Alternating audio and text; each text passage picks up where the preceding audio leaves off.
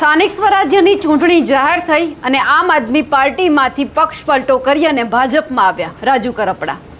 અને રાજુ કરપડાની ઉપર ભારતીય જનતા પાર્ટીએ ભરોસો પણ મૂક્યો અને મૂડી 2 જિલ્લા પંચાયતની ટિકિટ આપી.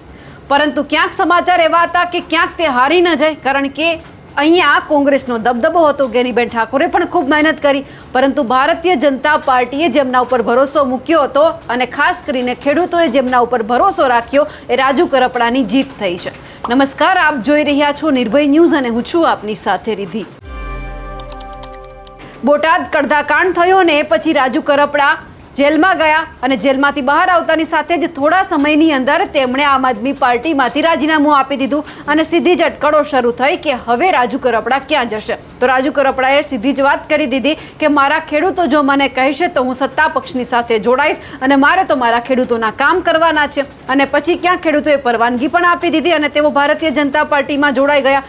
જેવા જોડાયા કે એમના બીજા જ દિવસે ભારતીય જનતા પાર્ટીએ મૂડી 2 બેઠક ઉપરથી એમને ટિકિટ આપી દીધી અને સીધો જ જે રાજુ કરપડા છે જેમણે જીતનો વિશ્વાસ પણ વ્યક્ત કરી દીધો. પણ સવાલ એ થતો હતો કે મૂડી 2 બેઠક આમ જોવા જઈએ તો કોંગ્રેસનો ગઢ છે, અહીંયા કોંગ્રેસના જ નેતા છે તે વિજેતા બનતા આવ્યા છે અને ખાસ કરીને ગેનીબેન ઠાકોર છે તેમણે પણ આ બેઠક જીતવા માટે એડીચોટીનું જોર લગાવ્યું હતું, સભાઓ કરી, લોકો સાથે વાતચીત કરી.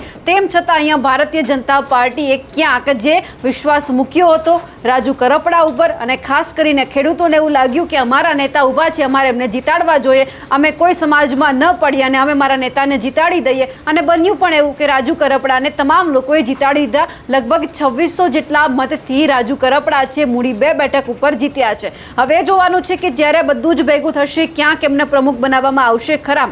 જિલ્લા પંચાયત એમણે જીતી અને ભારતીય જનતા પાર્ટીને આપી દીધી છે.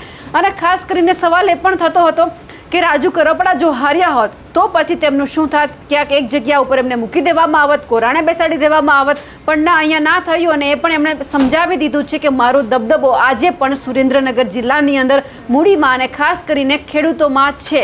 હું આજે પણ જો કંઈક કહું તો ખેડૂતો મારી સાથે ઊભા રહે છે અને મારી વિજેતા થાય છે. અને અહીંયા ભારતીય જનતા પાર્ટીએ જેમના ઉપર ભરોસો મૂક્યો હતો રાજુ કરપડાએ પણ એ ભરોસો બરકરાર રાખ્યો છે અને કહ્યું છે કે તમે મને જે બેઠક જીતવા માટે આપી હતી આ લ્યો, આ બેઠક જીતીને તમને આપું છું. હવે જોવાનું છે કે અહીંયા કેટલો ભરોસો કાયમ છે એ ભારતીય જનતા પાર્ટી રાજુ કરપડા ઉપર રાખે છે. આમ તો ક્યાંક એવું પણ કહેવાતું હતું કે જ્યારે ભારતીય જનતા પાર્ટીમાં જોડાયા ત્યારે આમ આદમી પાર્ટીમાંથી જો તે રહ્યા હોત અને પછી જો એમને ટિકિટ આપવામાં આવી હોત તો એ વિધાનસભાના દાવેદાર હતા. પરંતુ હવે જિલ્લા પંચાયત લડીને એમને ક્યાંક ખુશી રાખવામાં આવી અને બન્યું પણ એવું ક્યાંક લોકોએ એમના ઉપર ભરોસો રાખ્યો છે એટલા માટે તેઓ જીત્યા છે. પણ હવે જોવાનું છે કે આવનાર સમયની અંદર જ્યારે રાજુ કરપડા જિલ્લા પંચાયત અત્યારે જીતી ગયા છે તો પછી 2027ની અંદર ક્યાંક એમનું એ સપનું હતું કે વિધાનસભા લડે તો ભારતીય જનતા પાર્ટી એમને ટિકિટ આપે છે ખરી. હવે જોવાનું રહ્યું કે રાજુ કરપડા જીતી ગયા છે, લોકોએ પણ ભરોસો રાખી દીધો છે અને રાજુ કરપડાએ પણ ભારતીય જનતા પાર્ટીએ જે ભરોસો મૂક્યો હતો એમને જીતાડ્યો છે. અમારા અહેવાલને લઈને આપનું શું માનવું છે કમેન્ટ કરીને ચોક્કસથી જણાવજો. સાથે જ અમારી નિર્ભય ન્યૂઝ ચેનલને લાઇક, શેર અને સબસ્ક્રાઇબ કરવાનું ભૂલશો નહીં. નમસ્કાર.